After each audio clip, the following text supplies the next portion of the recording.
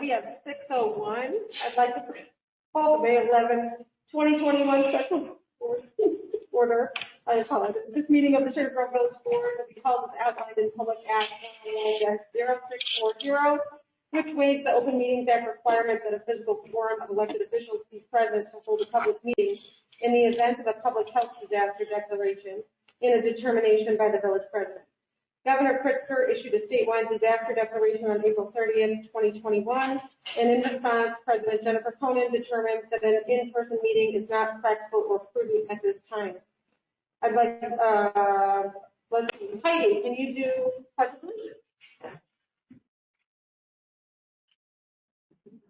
I pledge allegiance to the flag of the United States of America and to the republic that stands one nation under God, indivisible, with liberty and justice for all.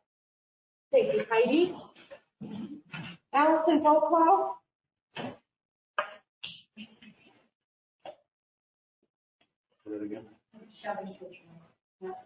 Trustee Harris. Here. Trustee Laney. Here. Trustee Walter. Here. Trustee Shoda. Here. Trustee White. Here. President Cohen. Here. We have a quorum. Any public comments? Tonight we have for discussion items, no action being taken, but we have discussion items of Ryan Holmes Settlers Ridge architectural review. We have an administration introduction, and I believe we're going to be passing on our finance overview. So tonight we only have Ryan Holmes and administration introduction. Do we have any public comments at this time?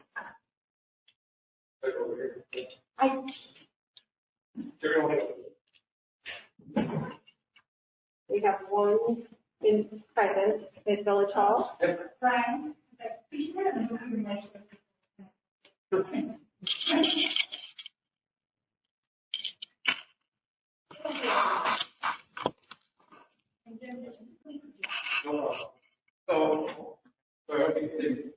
Actually, we're going to take one comments until we talk about the line. That might make a little bit more sense throughout the conversation. You may already address it. So I hope that's okay. Would you mind if I do that? That's fine. We'll also have public comment at the end, so you can address it then if you want to. Okay. Thank you. Even though it's not on this agenda. Do we have any other public comments at this time? We have 7 public comments. Emails. Late, so you might have all seen them.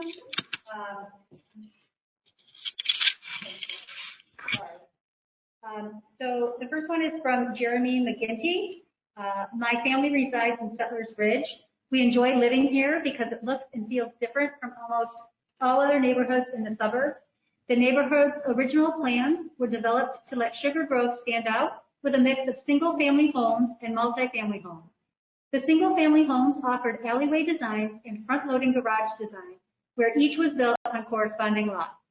Currently, there are 7 lots in Settlers Ridge, which Ryan Holmes intends to sell, that reside on alleyways: Lot 6, 14, 96, 107, 224, 236, 237. The current design plans Ryan Holmes submitted to the village do not include alleyway home designs. This goes against the original design plan of the neighborhood. Currently, the mixture of single-family and multi-family homes has resulted in a pleasing overall look thus far. A mixture of front-loading and alleyway homes next to one another, however, will look extremely off-balance and awkward. If this would have been the desired outcome, wouldn't it have been included in the original design of the neighborhood? Land in our neighborhood was purchased at bargain prices during the housing crash of 2008. Now, with the housing market picking up, the property owner is looking to cash in on their purchase. While I don't blame them, it can't be at the expense of the integrity of our neighborhood. I know Sugar Grove residents in Hannaford Farm fought and won against the design plans that would have placed an industrial park in their backyard. Although you may not call Settlers Ridge home, this design would leave a blemish on Sugar Grove as a whole. Please join us in keeping the integrity of the original neighborhood design intact by blocking Ryan Holmes' ability to build front-loading garage homes on alleyway lots. Thank you for your time. This next comment is from Anthony and Jennifer Mahet, 1407 Settlers Court. We have enjoyed living in Settlers Ridge for the past 11 years. We have always thought the neighborhood looked and felt different from almost all other neighborhoods in the suburbs. The neighborhood's original plans were developed to let Settlers Ridge stand out with a mix of single-family homes and multifamily homes. The single-family homes offered alleyway designs and front-loading garage designs, where each was built on corresponding lots. Currently, there are 7 lots in Settlers Ridge, which Ryan Homes intends to sell that reside on alleyways. Lot 6, 14, 96, 107, 224, 236, 237. The current design plan the Ryan Homes submitted to the village do not include alleyway home design. This goes against the original master design of the neighborhood. In our opinion, a mixture of front-loading and alleyway homes next to one another will look extremely off-balance and awkward and detract from the neighborhood's current architectural appeal. We believe if this was the best look for the neighborhood, that the original master plan would have designed the neighborhood in this manner. Please join us in keeping the integrity of the original neighborhood design intact by blocking Ryan Homes' ability to build front-loading garage homes on alleyway lots. Thank you for your time. This is from Melissa Dillenberg. I strongly suggest that if Ryan Homes cannot adhere to the original plan for alley lots to have alley loading homes, then they should consider abandoning these lots as a whole. In my opinion, it would interrupt the aesthetic of the neighborhood. It is my understanding that Ryan Homes may have alley loading building plans in their repertoire. If this is the case, why would they not consider that model here? Thank you. This is from Kim Muir, 11218 Marymount. Good evening. We look forward to having new homes in the community, and we look forward to the day when we can call Phase 1 of Settlers Ridge complete. Some of us have been waiting a long time, 14 years, for that to happen. But we hope that Ryan Homes and the village will proceed with detailed caution and make all attempts to preserve the character of Settlers Ridge as it was originally envisioned. Settlers Ridge was built with community and charm in mind, with homes that have large front porches that allow for socializing with neighbors, and homes with architectural details that are charming and charismatic. Boxy homes without porches and without architectural details do not fit the standard. The HOA board has made recommendations to Ryan and the village on limiting the number of base entry elevations because they lack character and charm. The board also made recommendations on exterior home colors, which help ensure that the community maintains color variety and avoid monotony. We ask that you follow and enforce these recommendations. Additionally, please do not allow front-load homes on lots that are adjacent to an alley, where an alley access home was originally intended. Allowing the variance would destroy the visual appearance of those blocks that already have alley access homes. For example, Ayers Avenue. Thank you for the opportunity to share our thoughts. The next is from, I believe, Danielle Jonah? Hello, I am writing to provide an opinion on the Ryan Home proposal for Settlers Ridge. I believe that alley lots should remain alley loading and not front loading. Thank you. This is from Jerry Swatek, 176 Diana Drive. Dear Village President Conan and Village Board, thank you for listening to this statement from me and my family. My name is Jerry Swatek and have been a resident of Settlers Ridge since its inception. What drew my family to Sugar Grove was the concept of the Settlers Ridge subdivision with its robust architectural styles and homes, such as Craftsman, Victorian, Charleston, Talanate, etc.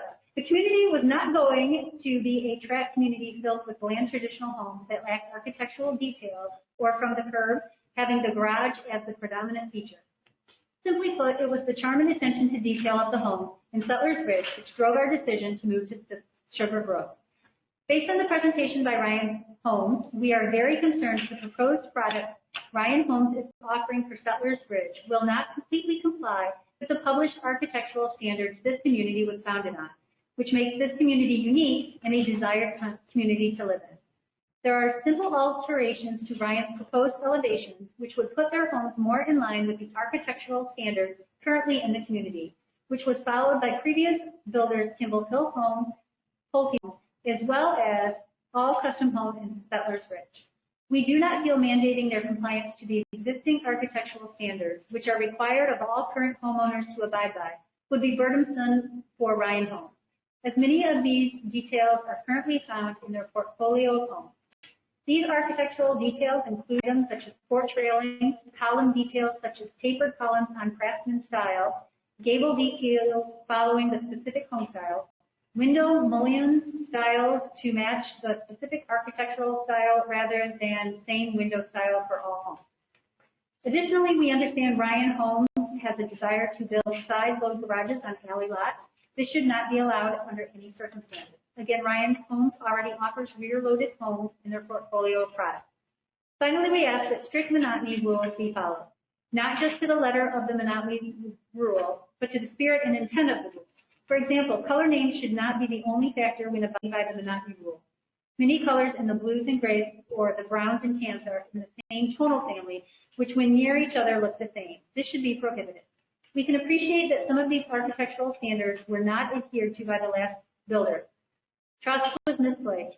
This is why it is important for us to correct course now and protect integrity Settlers Ridge. We understand Settlers Ridge may never be the community it was intended to be with all the amenities once planned. With that said, we can maintain the architectural style and details. We look forward to the further development of Settlers Ridge and do not question Ryan Homes' ability to build a quality product. It's clear by looking at their portfolio that they can and have. We want builders who believe in our community as well as respect the intent of our community. We don't want any developer or builder to come in and design to the lowest denominator for the sake of profit. We respectfully request the Village of Sugar Grove require Ryan Homes to respect the architectural standard and make the simple alterations to their elevation offerings to comply with the current published architectural standards. The next is from Jacob Warren. Please consider maintaining the aesthetic integrity of Settlers Ridge by keeping the 7 alley homes as such. Moving the garages to the front in the locations proposed by Ryan Homes would be visually incongruent. There would be a row of homes with alley garages, neat front yards, wide homes with windows, and no garage panels in sight, and then 1 to 2 homes with garages and driveways in front, which would stand out significantly. There is also a community aspect to this. We naturally meet in our alley several times per week, see our neighbors out there, their kids, and connect with them in that shared space. If one home in our block had garages in the front, they would be cut off from a significant aspect of the community that congregates informally in the alleyway.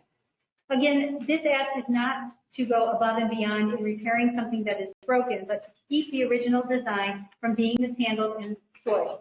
Build front garage homes on those lots designed as such and alley homes where they were designed to go.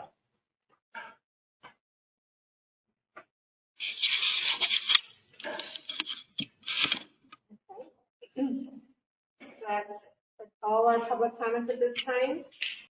No one's online, Allison, that we can, if anybody's online with those, I don't even know if there are. There are 17 online. So if they want to, they can call me. Okay, if anybody online, if you've dialed in and you'd like to make a public comment, you can just do a raise a hand feature and we will address you. And Allison will let me know because I only see staff. Yes. Like Dominic Matero. Okay. Dominic, I think Allison is going to unmute you, so you have the floor. He has it. You got it. Okay. Can you hear me? We can. Great. I just wanted to let you know I was here. Should you have any questions, I'm the president of the HOA for Settlers Ridge. I know I already submitted a letter to you on behalf of our board and the residents, but if you need clarification in any way, I am happy to give that in any way that is most appropriate to all of you. So I'm here if you need me, or I'm here at any time after this meeting should you need me as well. That's all I wanted to say. Thank you for all your work. Okay. Actually, I do have a question. Are the homes as they're being built, is each house going to have to go through an architectural review with the HOA? Our hope is it wouldn't. Our hope is that the homes would be built according to the design guidelines and the architectural standards that are set up through our subdivision. So our hope is that you guys would make sure that they follow those. And I contacted Walter today to make sure you had the most up to date. Because here's the problem. If you sell a house and it doesn't follow those standards, and then someone comes to make an adjustment and we then say no, you can't do that to your porch because you're supposed to have this or that. But I bought it this way. It doesn't matter if you bought it that way. You've got to follow our standards. You signed at closing that you're going to follow our standards, so you got to follow our standards. Does that make any sense? I understand. Thank you. Okay, John, I thank you for staying on hold. I think Allison, for the purpose of the meeting, she might need to mute you, but we might have questions. So, and you can always raise a hand if you do, but you'll definitely be part of this discussion. So at this moment, I'd like to turn it over to Walter.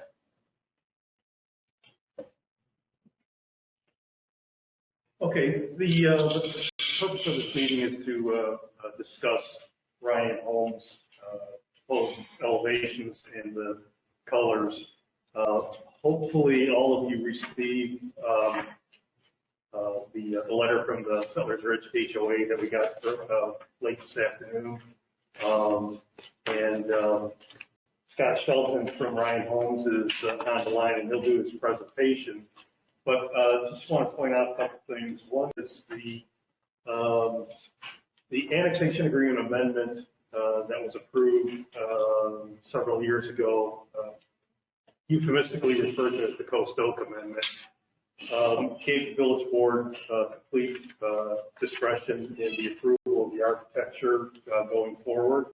That amendment also released the Coast Oak lots and all of their property from the original annexation agreement, architecture and development requirements. So that's why the village board has complete discretion, because the annexation agreement, as it applies to Coast Oak lots, doesn't include the architecture.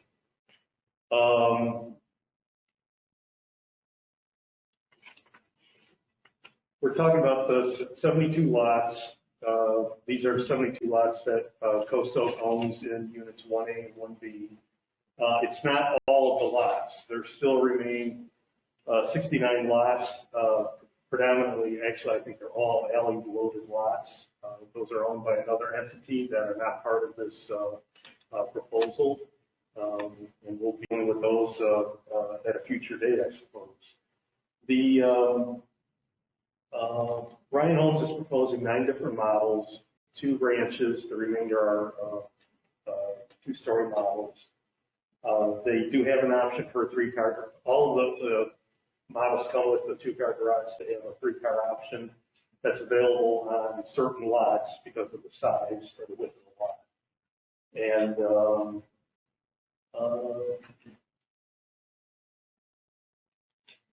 as Dominic indicated in his comments, they've met with Ryan Holmes several times to get to this point. And I don't have anything else to add without getting into specifics about the Ryan Holmes models. And I would rather Scott Shelton speak directly to what Ryan Holmes is proposing. Okay. Thank you, Walter. Scott, if you are, I can't tell, online, available, unmute yourself. If you'd like to turn it over to you. Hi, good evening. Thank you for having me tonight. I appreciate that. Sorry. Okay, so I just got a notice. I guess I can show my screen, so I'd be able to show a PowerPoint or whatever I might have up here. Is that correct? Yeah.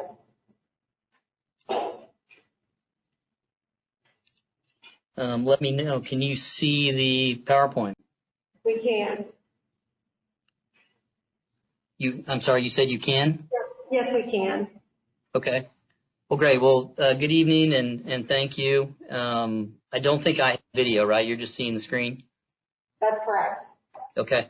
Again, appreciate your time tonight and look forward to being able to present our proposed plans for the community and also be able to address several of the comments that were made in the public comments and hopefully address those to a satisfaction. So let me start out talking a little bit about who we are as a company. I'll share a little bit about our plans. I'll show examples of elevation and talk a little bit about our interaction with the homeowners association as well as in the homeowners regarding architecture and some of the compromises that we've made to date thus far. So let me get started. So who is Ryan Homes? We are a publicly traded home builder. NVR is the publicly traded name. We build under the name Ryan Homes. 2020, we built about 20,000 houses across the country, really ranging in all different types of product, first time move up, empty nesters, a mix of single family homes and deep townhomes as well. We currently have about 14 communities across the greater Chicagoland area. We've been in the Chicago market since about 2010, and we sold about 400 houses across the Chicago area. And we're excited to build in Sugar Grove and particularly in Settlers Ridge. What you should see now is the lot map. I'm going to see if I can, maybe that is better. If you see the lot map, you can see in highlighted then the 72 lots that are currently under contract with the owner that we would purchase and then build homes on. And these are all of the traditional front-loaded homes with the exception of 7 lots, as been mentioned in a few comments. Are you able to see my cursor? Yeah, we can. Okay, so along here, 614, 107, 237, these two here, and then this one, 96.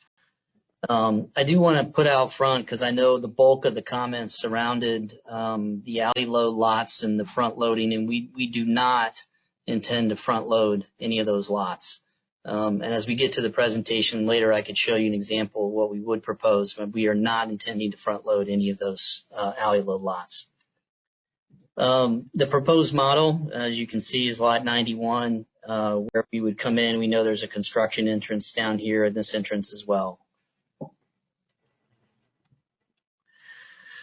So as was mentioned earlier, there's really 9 different product types we're asking for approval upon. 5 2-story homes ranging from just over 2,000 square feet to 3,600 square feet.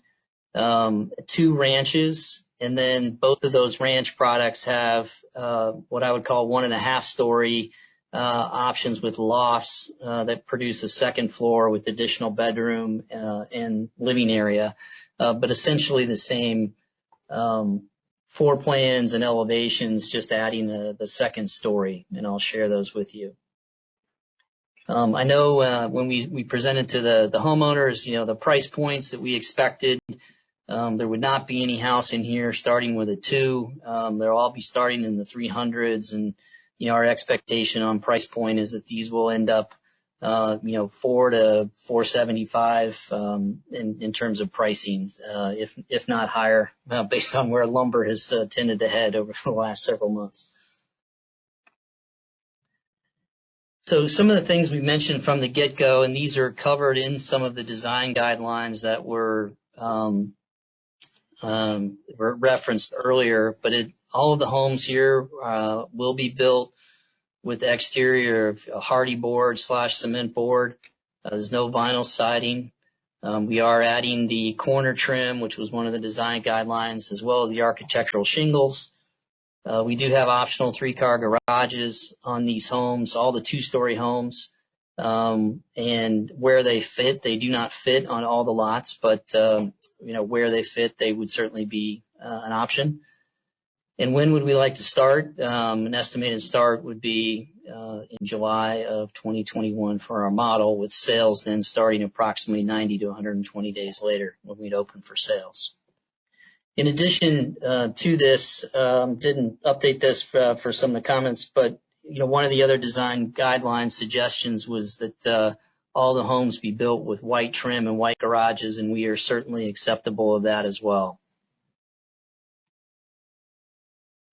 So I wanted to share a couple pictures here of some of our elevations next to existing homes within the community. to show what I believe is able to show that we are adhering to the character of the existing community. And so here's an example of our York elevation on the right with an existing home in the community. Very similar double gables. In this case, we have a full front porch and a partial stone in this. On the right is our Lehigh plan. One of our elevations has more of craftsman detail, very similar to what's on the left, both with full porches, neither one with porch rails. Ours has a stone water table accent.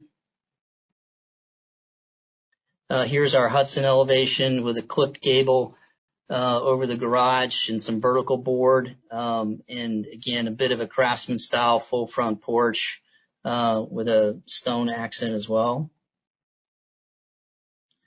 Our Columbia elevation, this one is a craftsman style. You'll see some cedar shake in the gable detail, which is also shown in the existing home on the left in the upper gable detail as well. Another example, again, comparable double gable elevation and the way the garage presents. And here's an example of an existing ranch and one of our ranch homes, which has similar to double gables on either side, but also has a brick detail.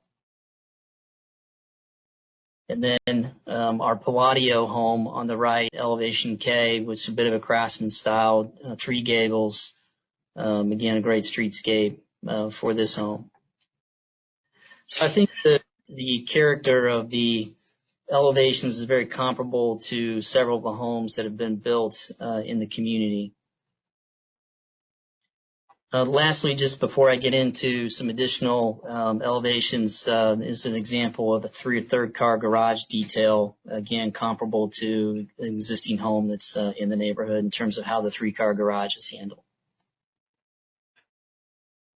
So I wanted to talk a little bit about our interaction with the Homeowners Association. I first want to thank Dominic, who spoke earlier, for all his hard work. He spent a tremendous amount of time, and I know a lot of hours and discussions with the homeowners, was very respectful and gracious in our conversations, and I'm very appreciative for his involvement, and as he's been my primary interaction. So Dominic, thank you for that. And the bulk of the letter that you see in front of you that was provided by was a result of our ongoing discussions that we've had over the last several weeks to try to address some of the concerns and to reach agreement on elevations that hopefully would be approved. I do recognize that we're not going to make everyone fully satisfied, as the community's been through a couple of builders in different styles, but certainly I hope the board tonight and those in the audience recognize the efforts that have been taken by not only us but the Home Association to try to work towards an amiable solution to ultimately get the community built out, and which we've always found in our experience to ultimately adds the most value back to the community, not only in terms of home value but in terms of bringing new neighbors and new people into the community, and new friendships and such that are formed. So what are some of the primary discussions that we've had as a result of these conversations was the elimination and limitation of certain elevations. And I just want to put in perspective that with what's been proposed on the table, we will be offering 43 different elevations amongst the various homes that we have. And we have already agreed to eliminate 10 elevations based on feedback from the board, and limited 2 additional elevations to no more than 6 homes sold. So that was outlined in the letter that Dominic sent to you, and it was an agreement that we have and are okay with that, with those recommendations. We know that color scheme availability and monotony is important to the neighborhood as well, and respect that as well. And to put in perspective, we will be offering 39 different color schemes. And And as was mentioned in one of the letter, yes, some of those are comparable and have different schemes. And as outlined in the letter, with Dominic and I have agreed that there are certain groups of color schemes that we would endeavor to not, build next door and across the street, so that we don't have three of us say a beige tone, just use that as an example, even though the colors are different, because I understand that was a concern from the prior builder. So by offering the 39 different schemes, we feel that we can accommodate that, and again, achieve the intent and desire of the community. That is significantly more than is offered in all of our other communities that we were there, or that we build in. I also want to mention that by my count in the community, there's approximately 30% of the homes that have some form of masonry, either mostly in the form of a accent masonry, water table type, a stone or brick, but if you look at the elevations that we have agreed to offer, taking out the ones we've eliminated, we will have 31 of the 43 elevations, or 72% of those will have some brick or stone. So that additionally breaks up the monotony and adds value into the community. Thirdly, regarding there were comments about making sure that we were a good neighbor. We certainly agree to that. I know there were some experiences, it sounds like, with a prior builder, perhaps not being the best example of that.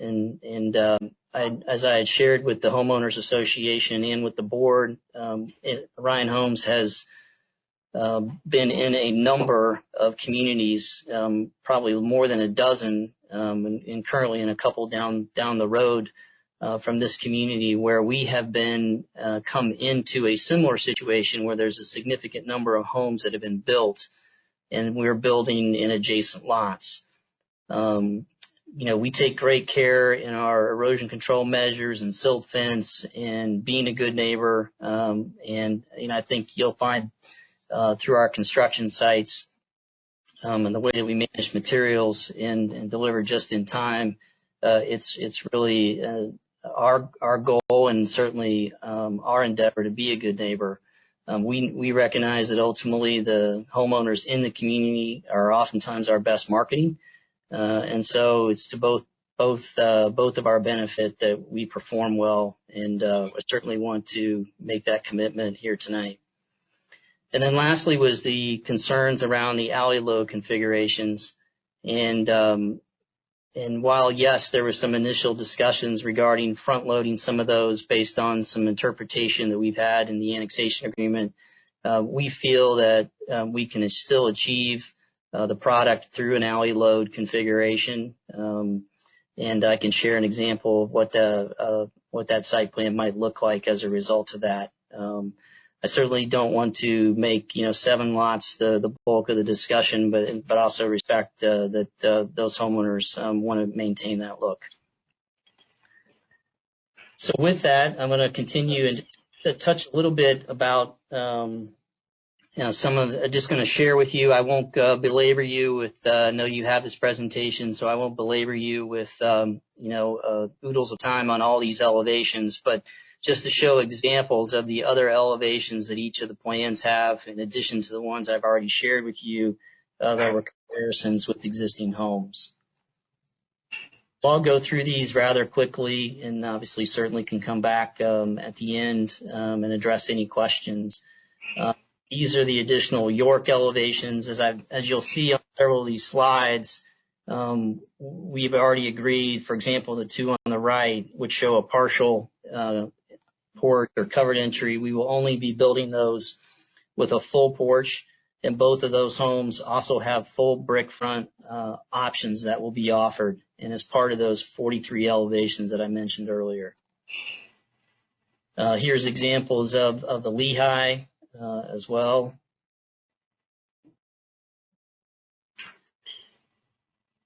Again, front porch, both traditional and craftsman elevations. Have the Hudson.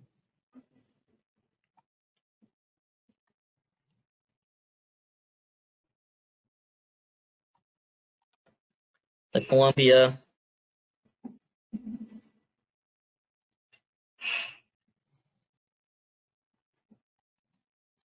and the last single families, which would be the Ballinger.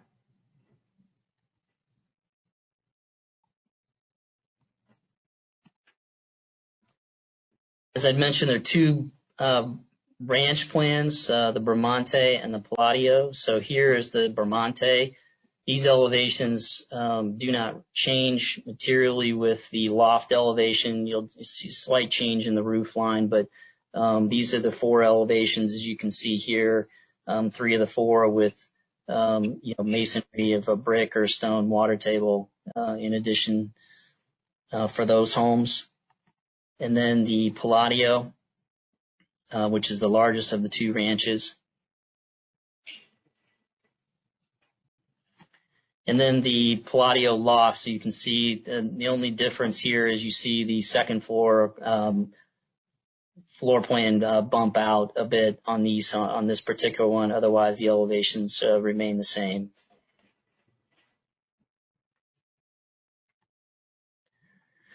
With that, I'd like to certainly take questions, and again, I want to thank the HOA for the interaction that we've had, and hopefully you can see through the compromise that we've made in terms of dropping elevations, having a significant number of elevations with brick and stone, the amount of elevations and color schemes that we're making a sincere effort to be a good partner in the community. We recognize that our products are not what was, in the original annexation agreement and that Kimball Hill put together. But again, I think still a lot of character in the community to stand. Thank you, Scott. I do have do you happen to have we didn't see it, but do you have a picture anywhere for the alleyway property, what that would look like? Yes. Let me see how I can do this here. So, can you see this? I can. Let me blow it up a bit. This is just one lot. It is as an example on a site plan. So, this is Settlers Boulevard here. So the house would still front load to Settlers Court as it's designed. So what we had proposed was that we still have a drive connecting to the alley, but the home would have a small side load garage to be side loaded into, but still then connect to the alleyway, as do the other lots in the community. So this is an example of what we would propose on the remaining lots as well. Obviously, the house can be sited slightly differently if necessary, or pulled off the setbacks a bit, but to just show you the type of an example it would be in terms of a side load, short side load, and then out to the alley. Okay, so it's not a traditional in the rear of the home like they exist today. It's more of a side load garage that has a drive to the alley. Yes, that's correct. Okay. Jamie has a question. Trustee White. So one of the comments, public comments, was that somebody said that they believe you do have a product that is similar to what the Kimball Hill product originally was. Is that the case, or is that not the case? Well, Kimball Hill had a lot of products, so I want to make sure and I'm not trying to evade your question by any stretch. The question, I believe the intent might have been, does Ryan Homes have a rear alley load product? In our portfolio, yes, we do across the country. As I've mentioned to the Homeowners Association, we have not built that product in Chicago for a variety of reasons, predominantly because we've not seen the demand for it. As you may appreciate, we do not inventory, if you will, all the bids and costing and architecture and so forth. NVR has probably 200 products in its portfolio, between various sizes of townhomes and condominiums and houses built for different parts of the country. We certainly don't maintain those all in this market for obvious reasons of we just either a lack of demand or being able to maintain that much product. So we've built product that we obviously feel the market will accept and sell, and we have not found success in this area for enough of the alley load product to where we have brought that product here to build that. Do you have a product that would put the garage at the back of the house? Do you don't have the driveway all the way from the rear to the front like that?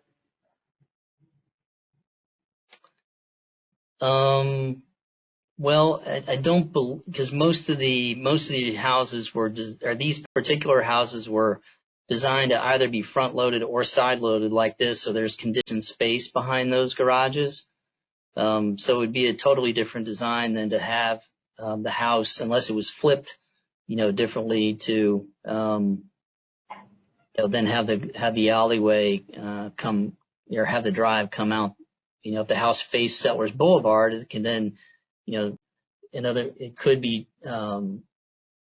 it would be on the front of the home, but then could go directly out to the alley from there if we flip the house to face that direction. Scott, I think that the residents' concern is that what you said is a totally different design. What you're proposing is a totally different design than what's currently there. And so you're putting like this would be right next to, looking on here, they're only corner lots. And so you're proposing something in an already finished street, except for the lots you're proposing, and everything's going to match except for that one house on the corner and the one house at the end of the street. So what you're proposing is something entirely different than what's existing there. And I think that's the residents' concern. Yes, I certainly can understand that concern. Is it generally, when I see a side load, it's generally replaced with a couple of windows on that where the garage door normally would be on the front? Is that consistent with with what your side loads look like as well? I'm sorry, can you repeat that one more time, please? Yeah, when you have a side load garage, generally when I've seen a side load, where the garage door would have been in the front, you generally will put in a couple of windows there. Is that pretty much yes, what you guys do as well? Yes, that's correct. Okay. I'm sorry, Al. Oh, Donna, Scott, if it's okay, I'm going to bring Dominic back into this discussion as well.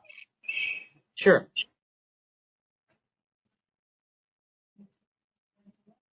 Indeed.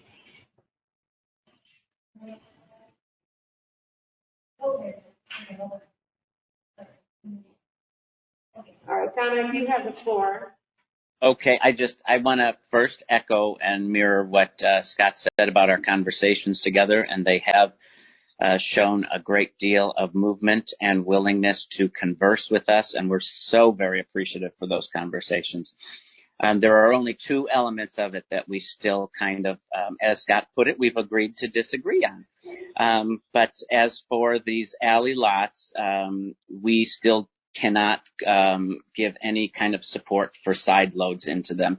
They just they don't work in the same fashion at all. I just wanted to be certain to let you know about that, where the HOA and the residents stood in regards to the side load. Now, in conversation, some could get behind is Scott had mentioned the option of in his package buying them and then selling them off to a custom home builder who would build something like that. That, I think, is a fantastic option if they're not going to bring the rear-loaded homes that they do have in their portfolio. And they're building them all over. Elburn's building them. They're building them out east in Warrenville or Wheaton. There's some of them going in. Naperville is building alley homes. They sell here within 2 days. So if they don't want to build them, we totally understand that. We're not asking them to redo their business model.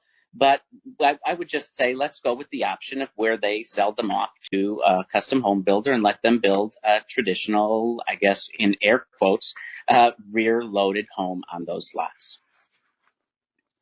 Scott, is that something that's agreeable to Ryan Holmes?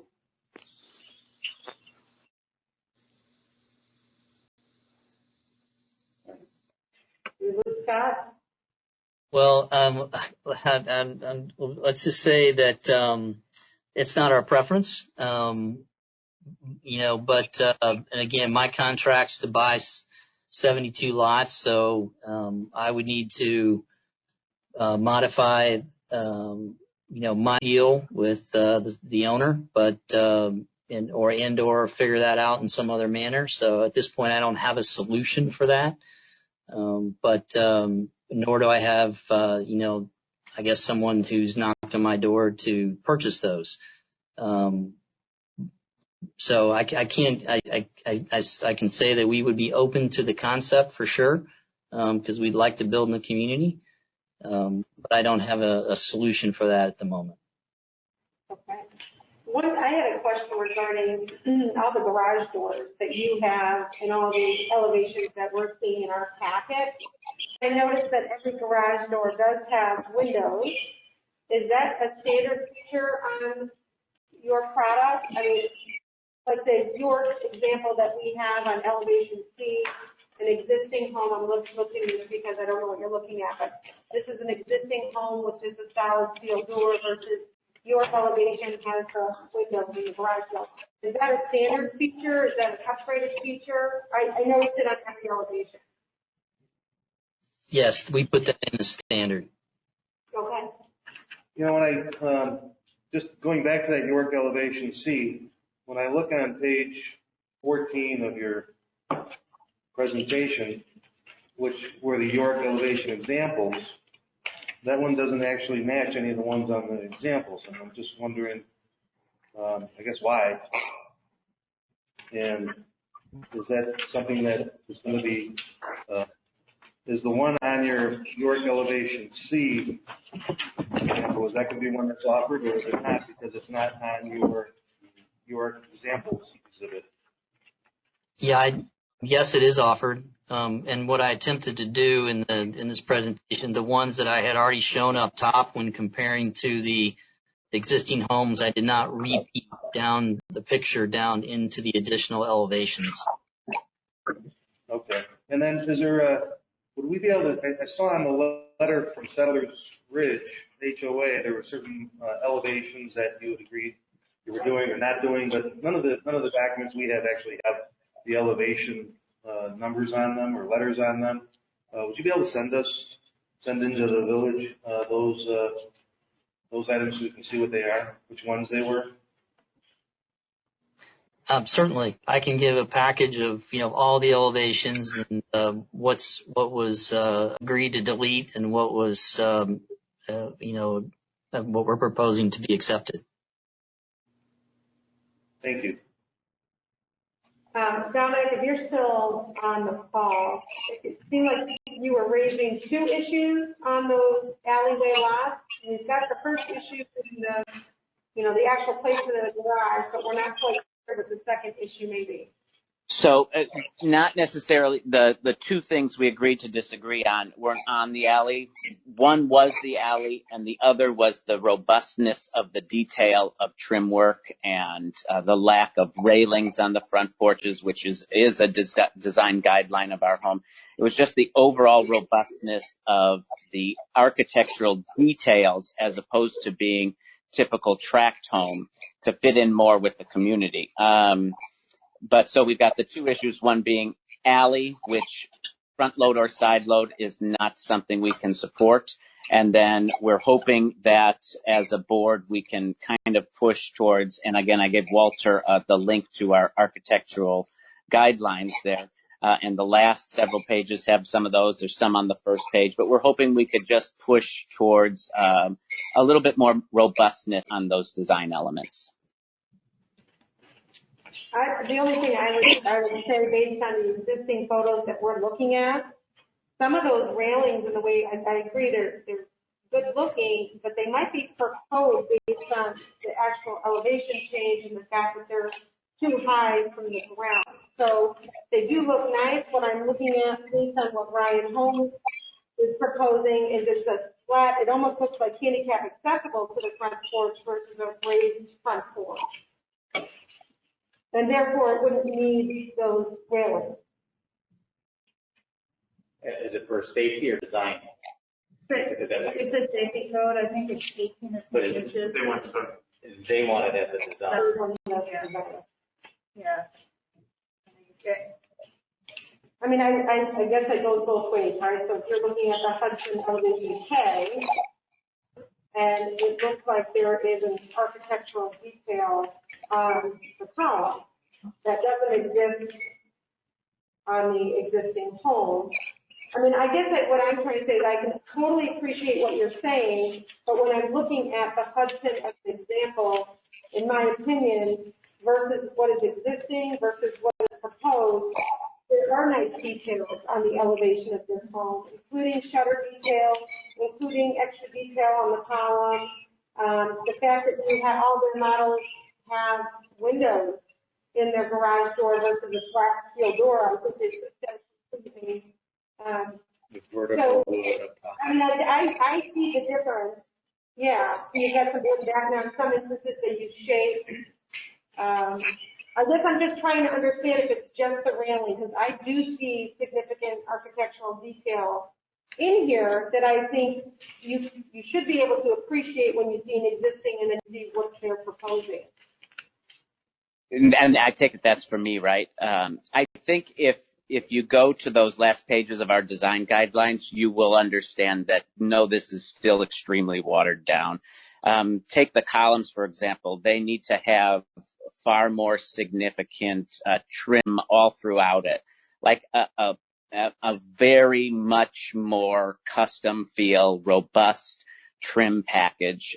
So if you think that it looks good, that's great. It looks okay for a tract house community, which this is not that community which everyone who lives here bought into.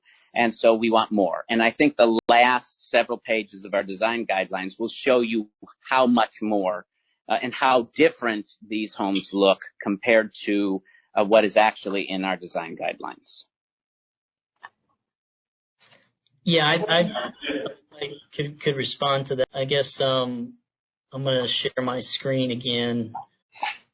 You know, I would agree to disagree, and I think that the challenge then is the specificity with which to then we're not quite sure what's being asked, and you know we're not looking to go make minor tweak to 43 elevations. We've offered a broad variety of elevations, but here's an example.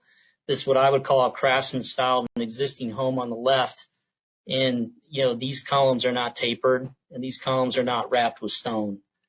And then when I go to the Hudson, this particular let me pull this, I'm sorry, the wrong one here. I think it was the Lehigh. The existing home in the community here does not have porch rails. So I guess yes, are there a lot of homes with porch rails? Yes. So our architect has chosen in this case not to have that. So again, I think there's plenty of elements that the homes offer that are consistent with several of the homes that are in the community. Are there additional ones originally built by Kimball Hill that had additional elements? Yes, there probably were.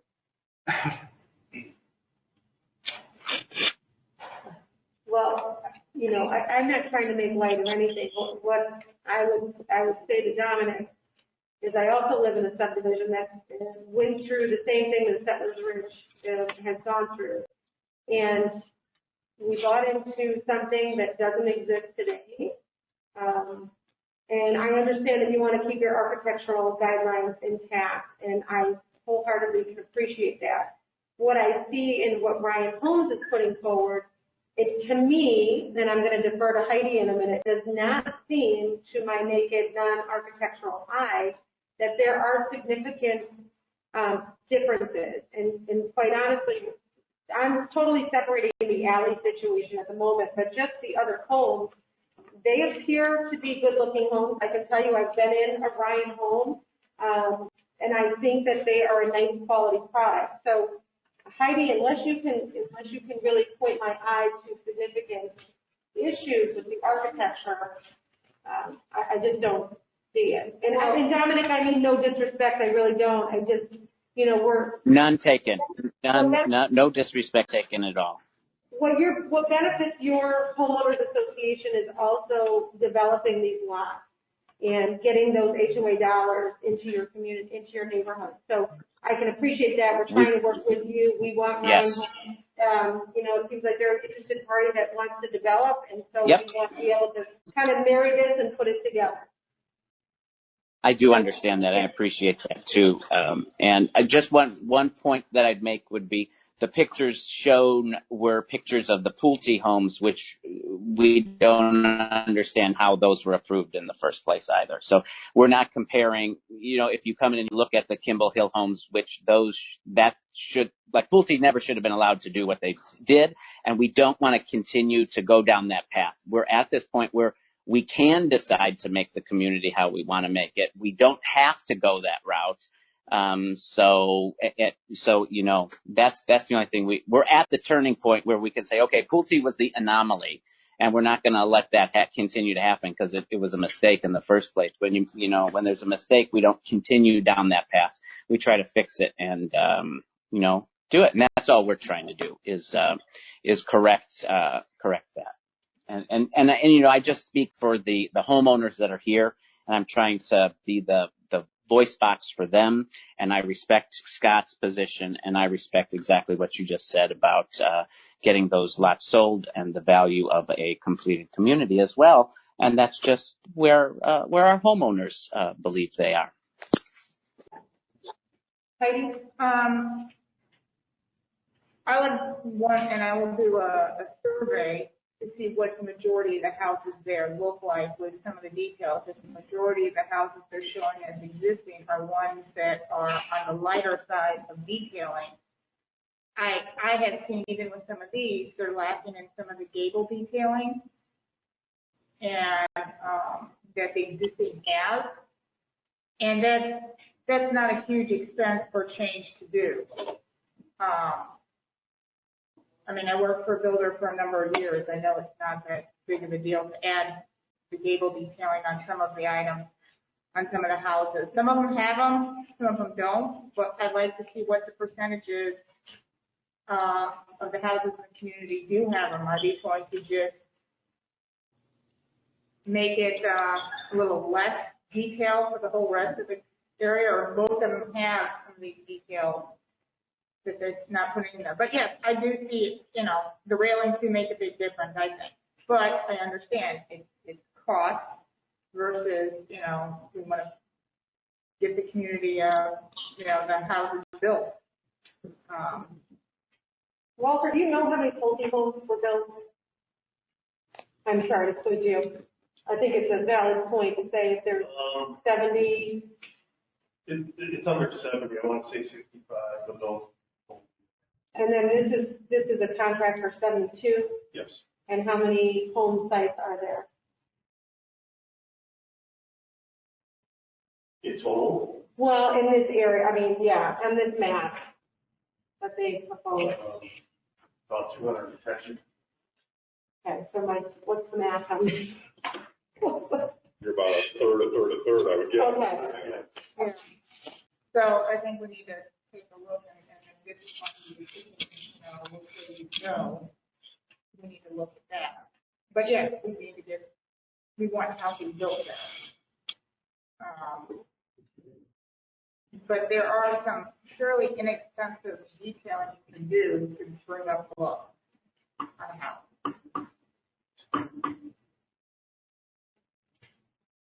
I have a question on what the size of the garages on average are. The width is my main concern. Width and depth. I know some subdivisions have significantly below minimum standard garage width and depth. They have a real problem for HOA because garbage cans that we have do not fit in there in the car. Scott, I don't know if you're able to answer that question. I don't have them all memorized, but I believe they're roughly, 20 by 20 or 20 by 22 is roughly, I believe, where they fall. Okay.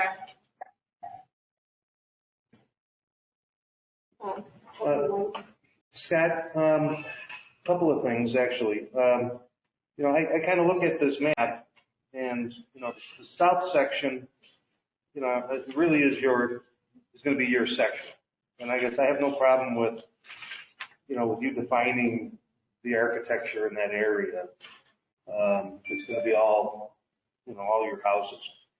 On some of the other ones, that are going to be interspersed, would you be all right doing a few of the different architectural upgrades, let's say like railings and some of the gable details on some of those other lots, if we were able to come up with something that would work for everybody there?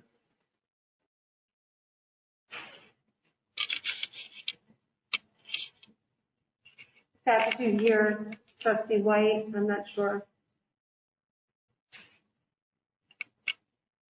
Sorry, I was muted. Sorry. I think the challenge I have on that is trying to manage that. We're already managing 43 elevations, and our salesperson who has to, certainly doesn't want to misrepresent, to a homeowner that comes in, and then to have sections say, well, we build this elevation on this half of the community, but we don't build it on this half of the community. In my experience, setting ourselves up for some very difficult situations. So I think that becomes difficult to bifurcate, parts of the community in terms of how the elevations are treated from one to the other. I understand that completely. I really do. Okay. What about, I know that in some of the original design guidelines, the lot 70 through 77, that kind of back up to Gordon Road, they had some additional requirements on those for the elevations that backed up there. Have you seen any of those additional requirements, and can we do any of those on those back elevations? I don't believe I've actually seen the detail on those, so I'm certainly happy to consider those. You said it's lots 73 through 77? 70 through 77. 70 through 77. No, I'm certainly happy to look at those. I'm not aware or have knowledge of that. Yeah, it's I think it's the original Exhibit T, as in Tom. And in that exhibit, originally they had a section called Style Repetition Guidelines, and I guess I'd be interested in, for the conventional neighborhoods, seeing about that being applicable as well, since the HOA won't have the ability to police the elevations and such. I think it'd be a good idea for something like that to be incorporated as well. So if you could take a look at that, I think Walter could probably get it to you. And, yeah, I think, our standard, guidelines, we certainly don't build the same house, same elevation next door across the street. And then we've, as I mentioned earlier, agreed to additional monotony guidelines regarding the colorways to be offered. So we obviously want to create a good streetscape. I think, with the exception of that cluster there on the south end, fair number of lots are sort of scattered a bit, which also, limits that pretty well.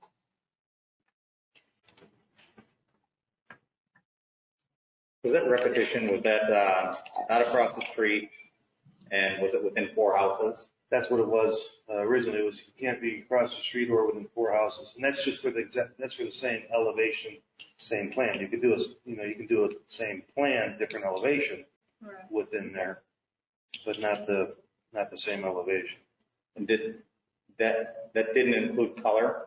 I heard one of the comments that we heard from one of the residents was that some of the color groups was color, and I remember elevation. I did not remember anything about color, but I thought about it when the resident, the public comment that we had.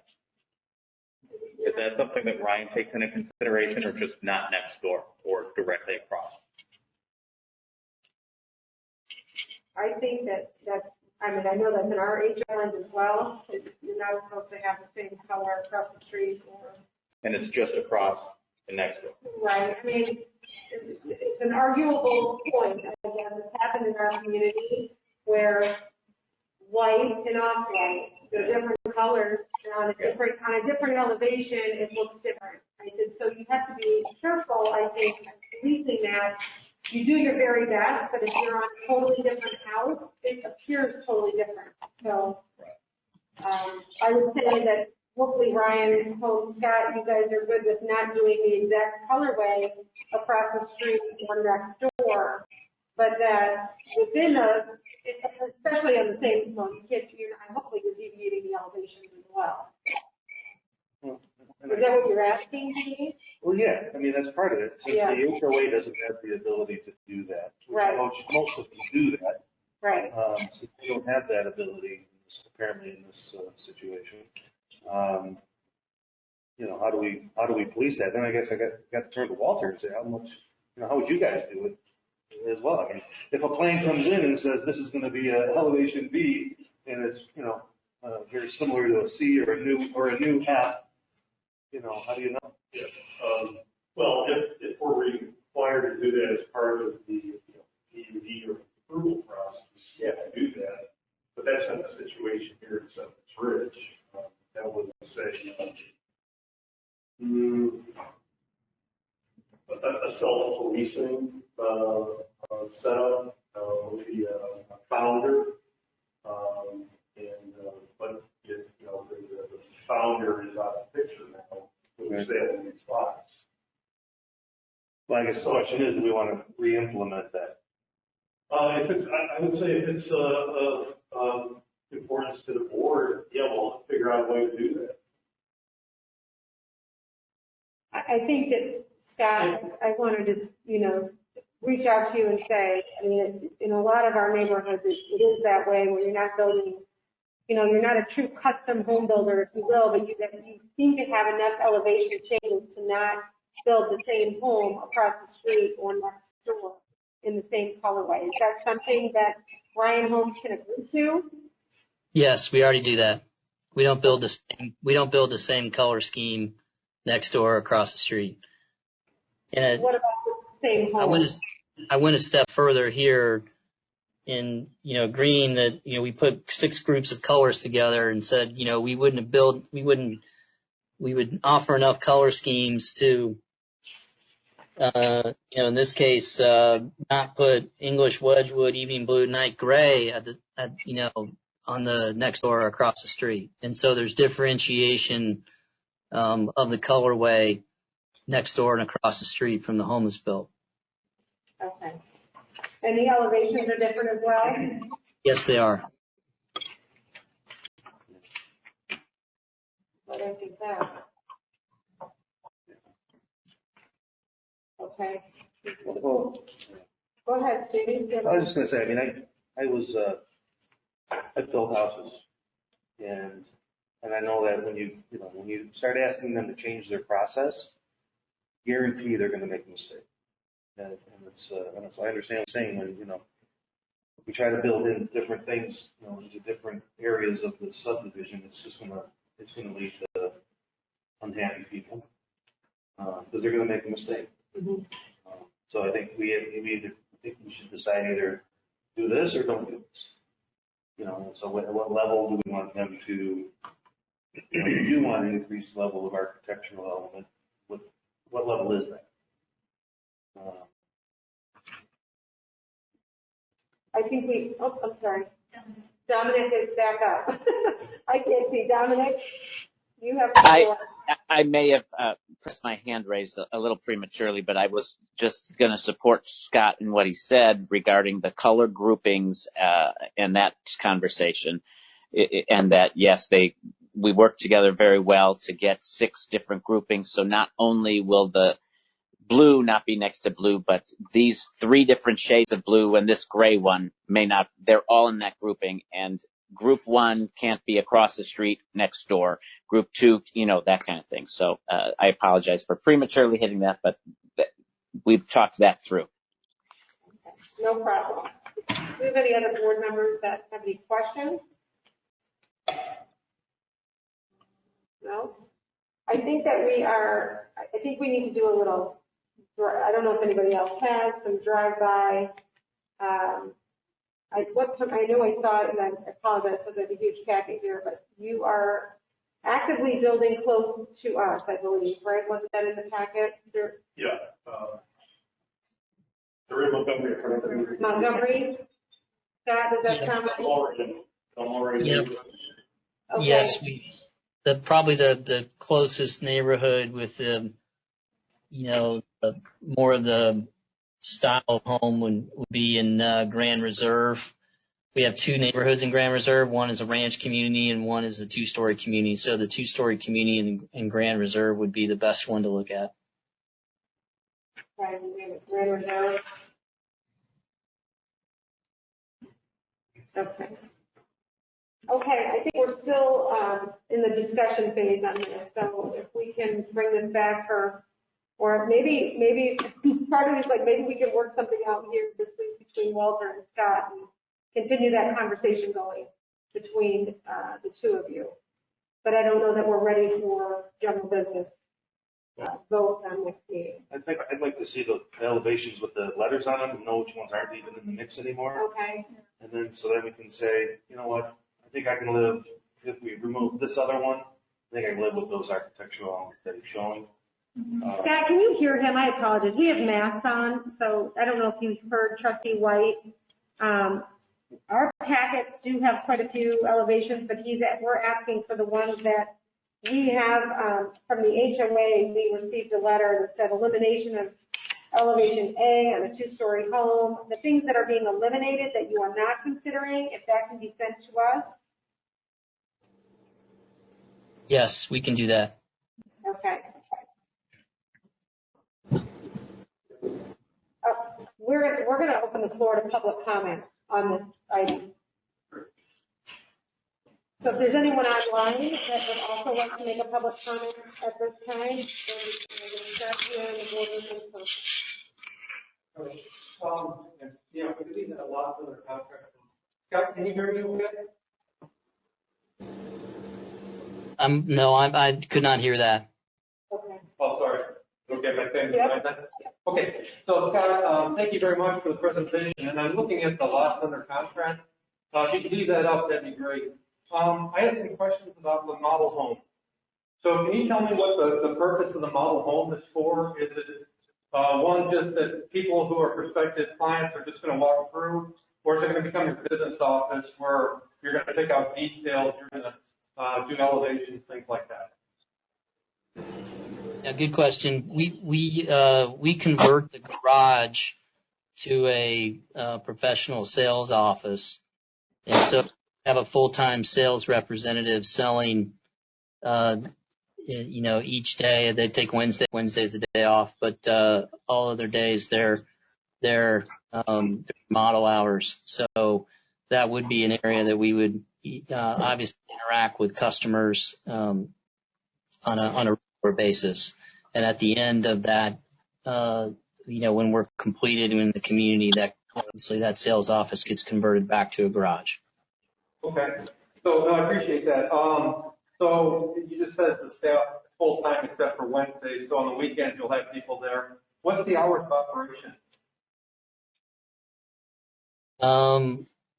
So I guess I just want to caveat my answer that I don't live in that world every day, and COVID has totally disrupted that world. So in fact, I think they may be doing appointment only at this point still, but I believe it's typically Saturday 11 to 5 and Sunday noon to 5. Okay.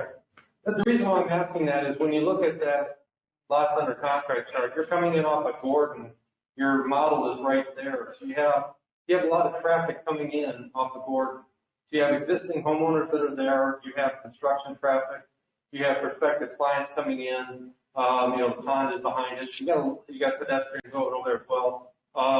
What my question is getting to has there been any consideration to possibly using lot 90 or one of the lots out there for additional off-street parking? I would not want any type of accident to happen. You got a lot of flow going through there, so I was just wondering if you could look at or consider using one of the lots temporarily for off-street parking. Yeah, so our typical process is that we won't build next to, so we want a window for people to see us. So lot 91 is a good visible window for folks to find us. So the last homes likely to be built in the community will be lots 70, 71, and 90.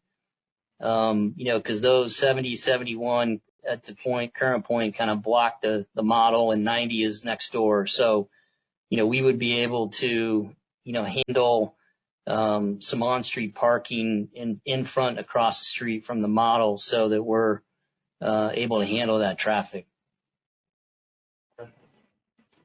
Okay, thank you. I was going to say, and my only comment is this would be Walter. Are we going to allow them to turn an empty lot into a parking lot? Lot 21 used to be a parking lot, lot 15 used to be a parking What's lot. that? Yeah. It's shut down. Okay. The question is, if there's going to be a demand to need it. Yeah, right. That'd be great. We had that problem. So many people there. Yeah. Scott, is your model also going to be your design center, or do you have like an off-site design center? And we handle the selections there in the model home as well. Okay. We also have a public comment that is online. Jerry. Jerry, if you have the floor.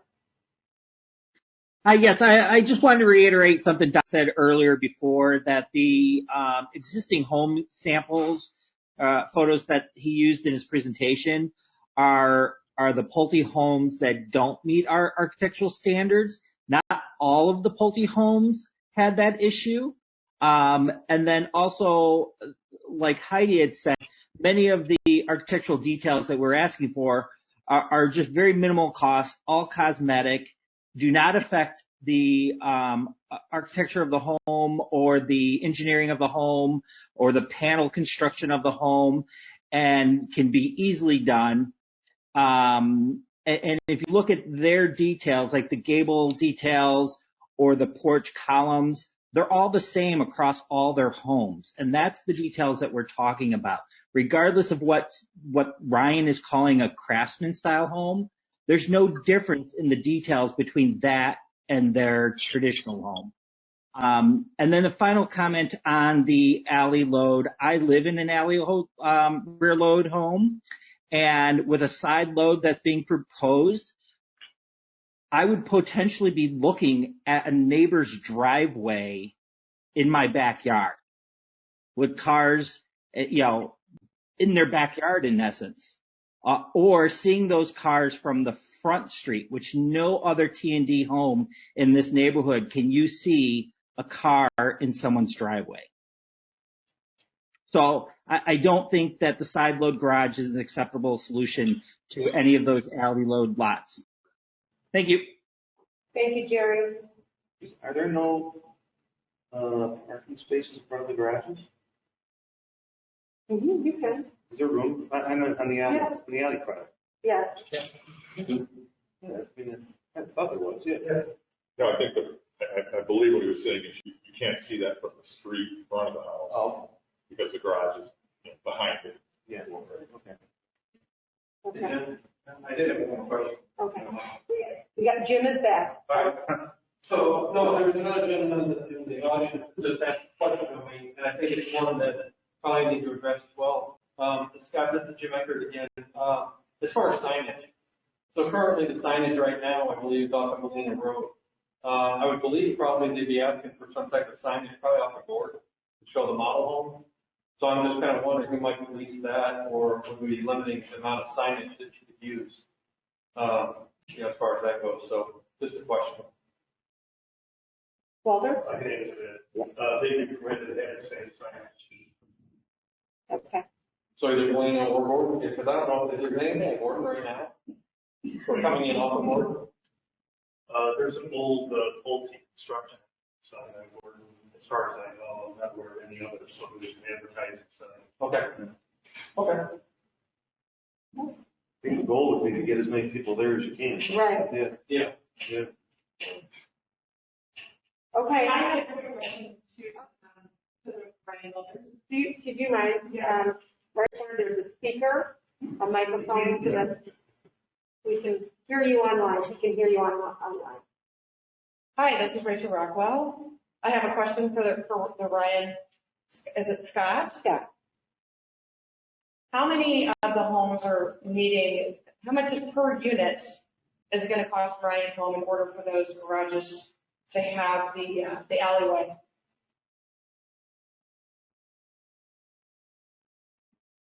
I think the question was how much would it cost for Ryan to change the garage to an alley load? Is that the question? That is the question per unit.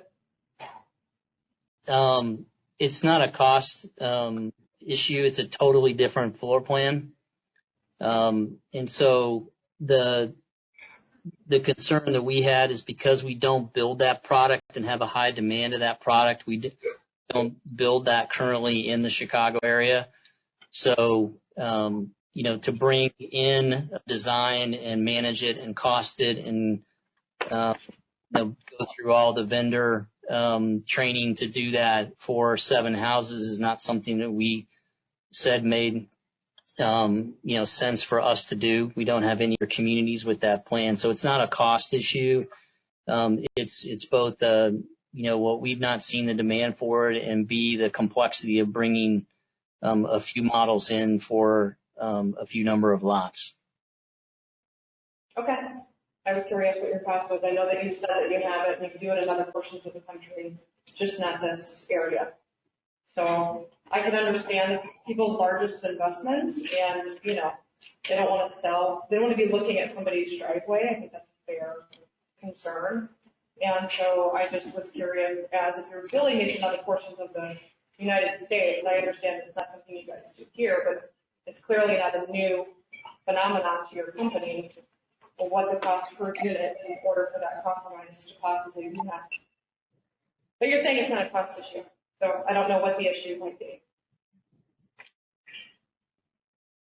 Yes. So again, I think it's bringing in, like I said, we have a variety of floor plans, of, dozens of them across the company, but the ability to maintain them and build them and train people to build, 200 houses is not something that we execute well on. So in every market, typically across the country, the local divisions pick product that works for their area.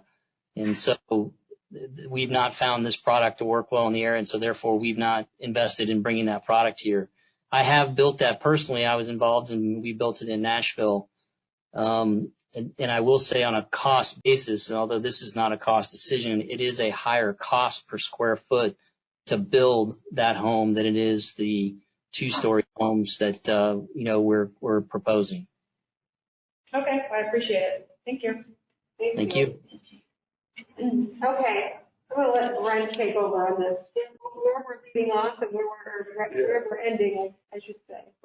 If I'm following correctly, I think there's, kind of still those 2 primary issues. So what's the resolution on those 7 lots in regard to, alley access? I don't think we have an answer tonight. And then there's the second issue that the HOA brought up, and, Ryan's willingness and ability to add any architectural features to the elevations. As I understood, at least tonight, they're not willing to make that commitment, which is okay. So what I would envision would happen is that certainly staff will be working with both Ryan and the HOA. And as far as what would happen at the next meeting, I think for the board to have the option of actually voting on something, we would have to have the full packet in front of you, which I would envision it would the exact elevations that are approved as part of that packet, the restrictions that were mentioned tonight, such as cement board, it needs to be written in the document to make it a requirement, the no vinyl, the corner trim, the architectural shingles, everything that they've committed to needs to be reflected in the board approved documents. If we get to a point where we have all those documents prepared, anti-monotony code, we could place it on the next agenda for board consideration. That does not mean you have to vote on it. You still could discuss it and make the determination to continue it to an additional meeting. I think, quite honestly, it's a fairly tall task to pull all that together by the end of this week. So let's remember our next meeting is next Tuesday.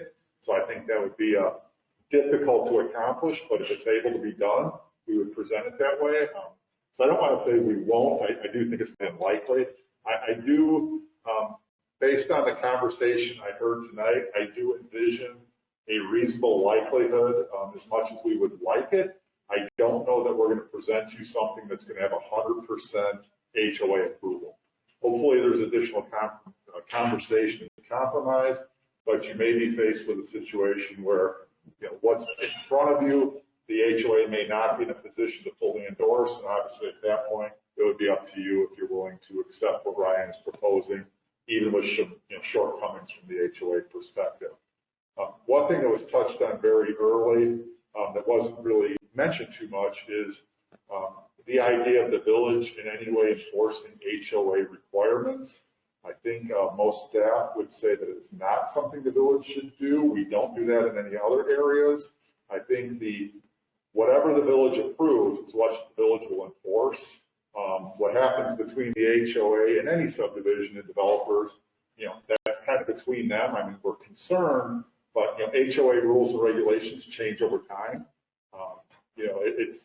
I think it would be extremely difficult for the village to start saying, okay, you meet all the village requirements, but now we need to go check with the HOA to see what their most current are. And depending upon what the documentation in front of the village is, in some cases, I think Laura would say it may be illegal for the village not to issue a permit if they meet all the village requirements. Whether they do or don't meet HOA, I don't know if that's something we would want to write into any agreement. And quite frankly, I don't know that Ryan Holmes or any other builder would be open to a concept where the rules could change over time. So, I think we have to have whatever the village is agreeable to and approve. If we get that point, those are the rules from the village perspective. Okay. That's where we are. We will wait and see. Yes. Scott, unless you have anything else, I thank you for your time and your presentation this evening. And hopefully you and Walter are able, in the HOA, are able to put some things together for us. Yeah, thank you again. Thanks for your time tonight. Thank you to everybody at the village, as well as those homeowners that are listening. So appreciate the feedback. Thank you. Next up for discussion is our administration introduction. What the purpose of all this is. So why you're here on an extra Tuesday is really to get, well, in our discussion, what I've had with staff is really to get an overview for everything. The board needs to give staff direction on what we want to accomplish and where we want to go. So these next few meetings are going to be an overview from department heads, what their needs are, what they want to share. Matt will finance. It's going to be a big one and a long one. So it's a good thing that it's not happening. Yeah. Well, what I would start by saying is that shocking to anybody who knows me, administration is probably going to talk the least of any department head during a series of introducing the village, and hopefully it makes sense. First, for those who aren't familiar, I'm going to read the Sugar Grove mission statement, which I'm not sure if everybody knows that we have one, but Sugar Grove does. It's not too long. The mission of the Village of Sugar Grove is to provide a safe, comfortable environment for all its citizens. The Village of Sugar Grove shall provide efficient and effective government services in a fiscally responsible and courteous manner. While committed to this professional level of service, the village must weigh each individual's need against community standards and resources to determine what is in the best interest of all of its citizens. And while this isn't specifically an administration thing, it applies to all of us. I think the key is really that last part, and I know we have some new board members, and I think one of the most difficult things for a board member is exactly that, to weigh the individual versus the community as a whole. And there certainly are times where a decision the board needs to make may be in the best interest of the community as a whole, but may not be in the best interest in some subgroup. And there's never an easy answer to that. I can't sit here and say you should always pick one side or the other. I think it's just recognition that is something that will come up from time to time. And, quite frankly, you just have to do the best you can and recognize that. Kind of on that line, one thing I just want to mention too is, the primary role of the village board, is to establish the direction and establish policy. The board is, really the main, which direction do we want to go? Where is the village headed? And one of the other big things is the board really is key in, community relations and intergovernmental relations. Staff certainly has a role in that, but I think in successful communities, the board is out there. They're meeting with the citizens, the businesses, and the other governmental layers. One thing they teach you in public administration school is effectively they in a sense they say, in my mind, I think most administrators in my position would say they teach a very theoretical, black and white, in that the board is policy and staff carries out that policy, and the two never mix. And I think that in reality, not only in that issue, but in a lot of areas, life and certainly village government, there's a lot of gray. And I think to be successful at both the board and staff level, you have to get comfortable with the gray. There isn't always a black and white answer to most issues. Focusing on administration, like I said, overall, we'll keep this short, although it may not seem like it, but when you hear the other department's presentation, Brent was really short. The main role of administration really is the conduit, if you will, between the board and staff. That is our primary function. The analogy that I've thought of lately is if you can think of a conductor in an orchestra. That really is where, I looked up a little bit, and the definition of one of them is that the conductor is the messenger for the composer. In this analogy, you're the composer. You're writing the music. You're saying this is what we want, and it's the administrator, the conductor's job to get that out of the staff or to get that out of the orchestra. It's in orchestra terms, interpreting the score, setting the tempo, shaping the music. And the one thing that I found that I thought was really interesting was, essentially said a good conductor really focuses in that world on the pre-performance and the rehearsal, not on the show. The work is done behind the scenes before the performance. And I think it's very similar for the role of the administration and village staff that, we're doing most of our work behind the scenes. You're seeing the end product here. And, I think, if a conductor is really doing their job well, I think a lot of people look and go, well, I can do that. That person's just standing up there waving a baton, really? And I think that it's somewhat similar in the administration department in that, if administration is doing its job well, I kind of don't see us a lot. As you see in most of the meetings, most of the items are presented by the departments, not by administration, but our work is done before it gets to the board. I think it's a pretty fair analogy. And I think one of the other things certainly that that really is the bulk and primary role of administration is that coordination and interpreting, and implementing what the board's vision is.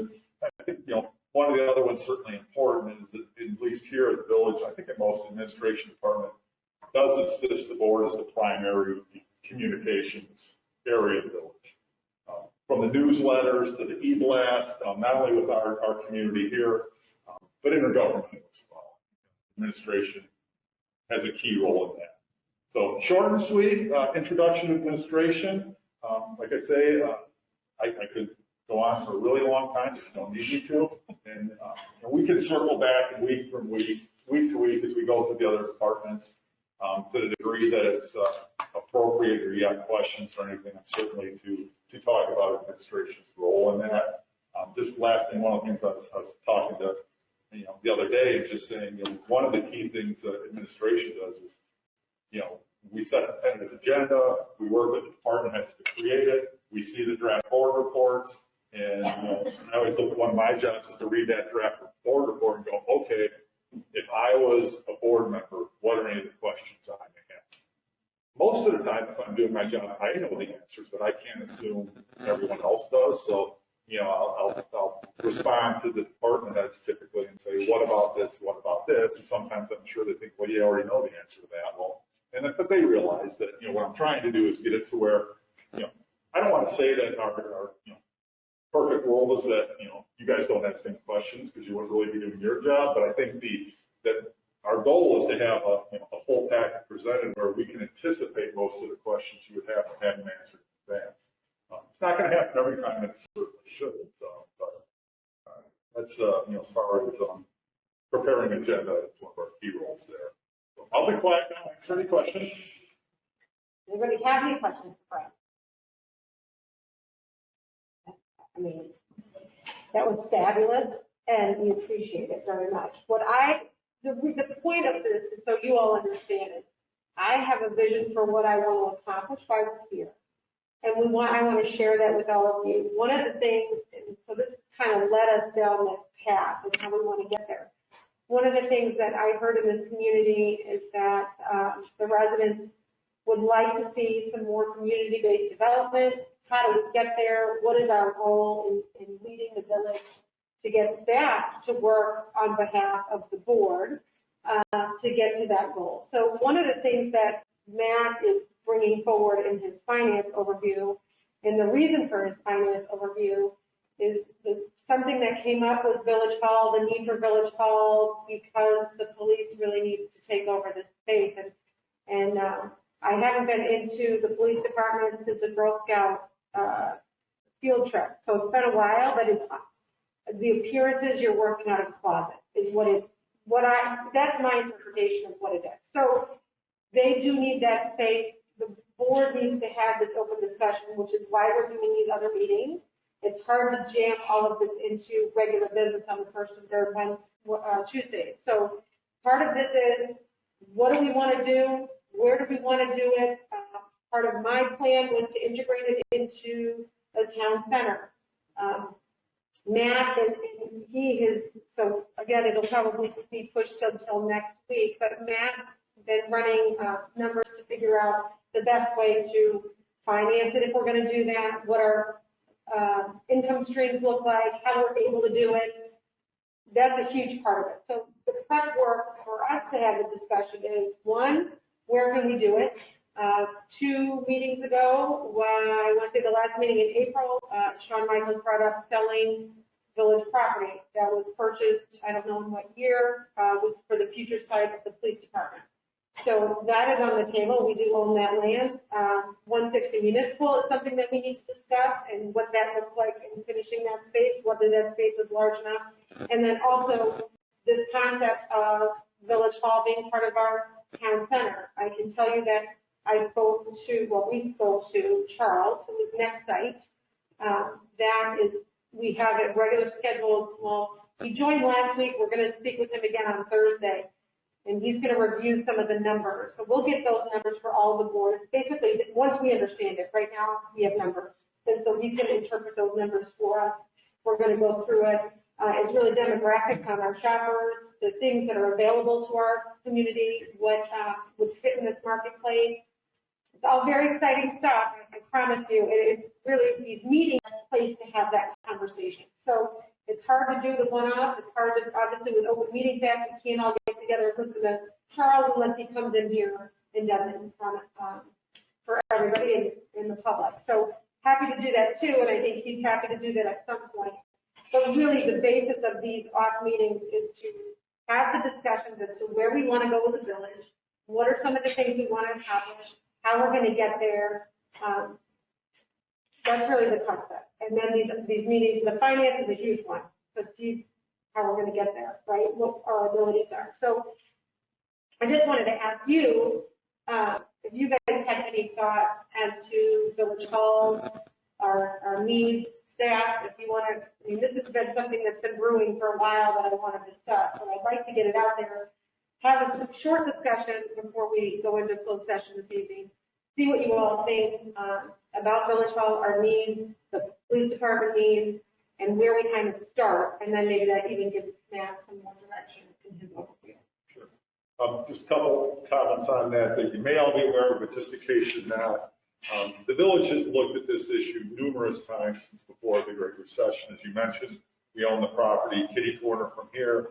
The village had gone as far as having architectural, a building design. I mean, it was, you know, one iteration close from being ready to go out to bid, and then the recession hit. And the board at the time made what turned out to be a very wise decision in halting that project. That project was dependent upon impact fees from new homes as the funding source for it.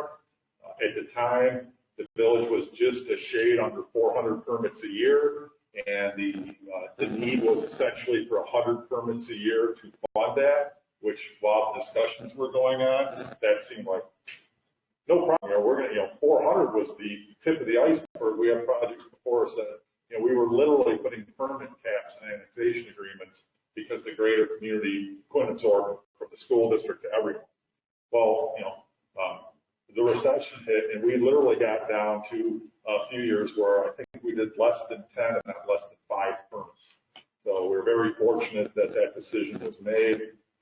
You know, as much as we could have used the space, financially it would have been very difficult. So we've looked at many things over the years. The current, at least perspective from staff, is that right now the community is going to have significant growth over a long period of time. I think it's very difficult for any of us to predict how fast that will be, and so we don't believe it's time to build a new police station. It'd be extremely difficult to size it, and with the investment that it takes to build a new modern police station, we believe right now you can buy some time, and I'm purposefully not throwing any years out there other than to say, you know, I don't know if that time is buying 10 years or more. I tend to think it's going to be at least that long by moving admin and finance out of this building and freeing up space for the police department. When we talked about that in the past, part of the big conversation has been, okay, if you build that new village hall, how big do you make it? And that comes back to discussions on, well, what do you want in there? The smallest, essentially, you could really consider is if you said, okay, we're going to put admin and finance in there, and that's it. And you could, I believe you could, if you look at the square footage we have just on that side of the building, you could probably make it work even in the balance of the 160 building with just admin, finance, no boardroom, really no room for additional staff or growth. You could, you know, it might be tight, but I think you could potentially make that go. One of the things we talked about in the past was, you know, if you do that, well, where does the board meet? You know, one of the ideas was to continue to use this room from staff's perspective, and I think, you know, past boards agreed that that's not the best idea, because if this room needs to be converted, you know, for village board meetings, plan commission meetings, et cetera, police really can't use it because of the ability they need to use it. You know, whether it's training or roll call or whatever, the stuff they have to have in this room, they'd be putting it in, taking it out on a constant basis. So the idea then was, okay, well then does the board meet at, you know, the library, fire district, or some different site? Could be a possibility. The next thing we looked at then really was that at the time the board said they weren't interested in that type of a village hall without a boardroom and no room for growth. So we looked at an alternate location, and you know, based on a space needs analysis, we really focused on essentially 3 sizes at the time, and I believe it was 6,000, 8,000, and 10,000 square feet. And you know, some of the decision factors in there are, again, do you include a boardroom? And the other one was, there's one of the ideas is, do you or do you not bring community development back into the village hall? There's pros and cons. I think the overall from staff would be that, you know, it's the cost of building that additional space that anymore, especially the need to be together is not that great. And we have adequate space for them where they're currently at our public works building. So if you build new space, move them out of there, well then suddenly, we've got a lot of space out there that's being used. And anymore, they're not that far apart if you physically wanted to get together. So from a staff perspective, I think we believe that leaving community development where they are makes the most sense. And then really the size of the village hall, it depends on, how much room for growth and what size of boardroom do you want, do you want, board member office or offices, those types of things. So yeah, you're looking probably at a 6,000 to 10,000 square foot for village purposes. Obviously, if the idea is to include, some rentable space, that number goes up. So that's one of the things to think about. And I believe in part of the most recent discussions have been, what's the best location for it? And from staff's perspective, I think a lot of that depends on, what do you think the purpose of it is, if any, beyond being, a location for village business? If it's purely just going to be to transact village business, then, the property we own by the 140 and 160 buildings, we own it. That was part of the original purchase idea, was it's a possible site for that. There are 3 building pad sites on that property. I believe on the one at the corner, I think on a 2-story building, it's set up, I want to say, to a village hall that could be as much as 14,000 square feet. So it's certainly more than adequate from a size perspective. If the idea is that a village hall can be a anchor, impetus, whatever you want to use for some type of town center, then that's not the right location for it. Part of that conversation we've had as far as it being a help for a town center is twofold, in that, the traffic coming to and from Village Hall, is that going to help, help a commercial retail? These days, I don't know that that's a big driver for that, just because we really don't have that much, foot traffic here.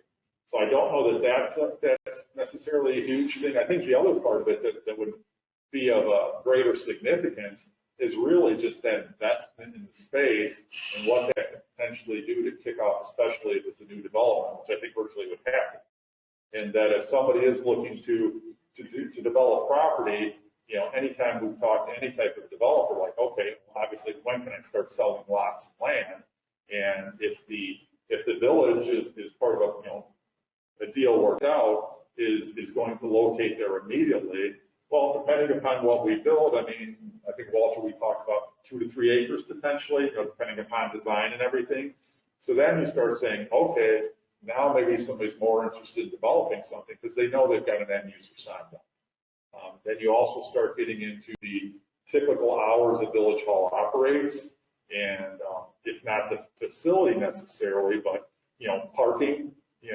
Again, when we need parking, okay, some meeting nights we get a little bit of a crowd, during the day when staff's there, but it makes that, that parking lot could be shared and used by others, around it. So there's potential benefits to that, to locating it somewhere else. So I think those are the main kind of concepts, at least that have happened in the past many years, and kind of where we're at today. So it was more of a planting of the seed, but the conversation is with Matt would be what our options are, in what direction, if any, that we want to go down, and what those numbers look like, right? So I just wanted to, like I said, bring it up. That is something that we, in my mind, that we need to be working toward. The village needs more space, the police department needs more space. So it might not happen tomorrow, but we're working on it. So that's why we have these extra meetings. How many options is Matt looking at right now from a financial perspective? I think there's, I want to say 3. There's different. It depends on. One of the things he brought up was that if we have retail underneath, that created a, basically a different industry. I think what Matt has prepared is different financing. Essentially, if you I think essentially, kind of, I don't know if you call it worst case, whatever, if he had to borrow virtually the full amount, and then he ran it, I want to say, at like 3 different price points, if you will, and then also ran it, included some, estimate of dollars to do some work on this building, and then said, okay, if it's on village-owned land, then he added a dollar amount to say, okay, if you had to go out and purchase something or work out an agreement. So I think he did kind of that turned out to be like 6 scenarios. And then the 7th was, I think he did an example where he said, rather than, I don't know if the right word is, straight line, even payments over a 20-year bond, he ran one where the bond payments would be lower the first 5 years, and then they would be higher to balance with some retirement debt that the village is going to experience. Okay. And part of what Mike's going to talk about that I think for non-financial people can sometimes get pretty difficult is that the ability for the village to shift funds or revenues from one fund to another. In my language, is kind of, I like to call it left pocket, right pocket, where if this revenue source is limited for certain purposes, obviously you can't use it for something else. But if you're already using existing dollars for that purpose, then you put that revenue source here, and then you take the existing dollars and move them over there. So, it's kind of like, well, I can only pay bills out of the right pocket, but all my money's in the left. Well, if I can move the money over there and then pay it. It sounds kind of silly, but that's part of what Matt's going to talk about, where there may not be, there's limited, if you would want to call them direct sources, but the ability to shift how we pay for other things is something that the board would need to consider. The other thing is, Matt's going to lay the groundwork based on the financial situation of the village, and then the plan is to go through, the different departments where they can talk about, what's not only what they do, what's going on in the departments, but potential needs within their department. Because ultimately, everything's going to come down to priority choices. And you may determine that a village hall is the number one priority, and that's where those dollars need to go. Or you may say, you know what, as much as we'd love that, B, C, and D are higher priorities for the village right now. So I think it's going to be kind of moving a few steps here, back here, there, and because when Matt's done, you may have a complete idea. Man, this is how we're going to do it. We can build this big village hall and da-da-da-da. And then, the next week, Pat comes in and talks about some other things in the police department. They're going to say, oh boy, now that I have to address that, I'm not sure. Maybe the village hall is going to be a little bit smaller. And Walter comes in and Tony comes in. So as much as we want to talk along the way, you got to get to the end. And then the goal is that you have a pretty good idea of the big picture and transfer the statute priority. The best thing is that board, staff, and residents are talking about this. Yeah. And putting their heads together. The main thing I was hoping for with the different options, how many options or scenarios we have, 5, 10, just different ideas. Obviously, I know it sounds simple, but sometimes it doesn't get done. But putting it all together in bullet point form of here's all the pros, cons, costs, just a mind dump of the ones that are most invested in knowing that it's all in front of us rather than just speaking. For the future, at least, I know we're just starting, but that's obviously going to be important for all of us. Mine was short enough, I didn't give you anything in writing, but I know Matt's memo, I think, might have been in your packets. I'm not sure how many pages altogether it is. Yeah, it's like all encompassing. I'm not talking like a long presentation, just the key aspects of your making the decision, so we can narrow it down to just a few to really put the effort into. No, that's fair. Mike, do you have anything? I feel that you've been remote, and I almost forgot. I'm here. One of the things that I haven't heard about a lot of the future town hall, village hall discussions is something that I guess I might categorize as a bridge solution.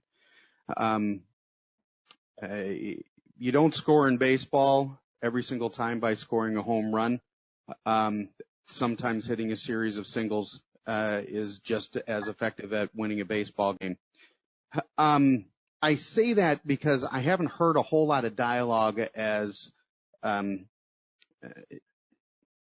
building a building, a larger facility could take years, right?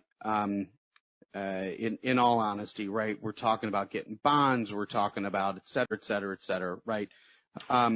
Theoretically. The police officers are busting at the seams. They've needed something desperately for a while. I know we're going to get to that in further discussions, but I think one of the ideas that I think warrants some consideration within this dialogue is a solution that we know is only going to be 2 to 5 years, knowing that 5 years from now we'll have something that will be a little more concrete.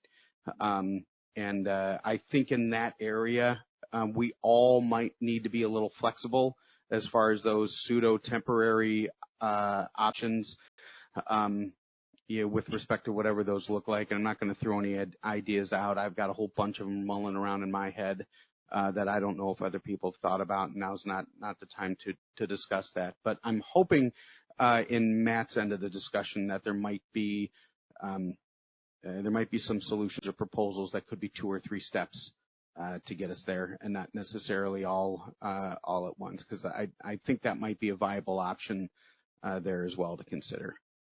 That's it. Thank you. Yeah, I appreciate that, Mike. But one thing I just want to make sure everybody understands is that Matt's presentation, while he does talk about, financing options for a village hall, his presentation is an overall on the finance department. And so I think it'll lay some groundwork, but, actual, discussion of the village hall would be its own item in a subsequent meeting. Confirmed. Anything else? Oh, he's on the big screen. You're on the big screen here. Hey. If there's no further discussion, I will move to public comment. If there's any final public comments this evening. Nothing inside the boardroom? Anything online? Allison? Okay, we'll close that portion. We do have a need to go to closed session. So I would request a motion to adjourn into closed session pursuant to the exemption of the Open Meetings Act to discuss the appointment, employment, compensation, and other qualifying matters related to specific personnel and public officers. No action being taken and adjournment therefrom. Can I get a motion? So moved. Second. I'll second. We got Ryan Walter. He's on it. Oh, okay. So first by trustee Heron and second by trustee Walter. Allison, roll call. Trustee Heron. Aye. Trustee Walter. Aye. Trustee White. Aye. Trustee Lundy. Aye. Trustee Schultz. Aye. All right, thank you, everyone.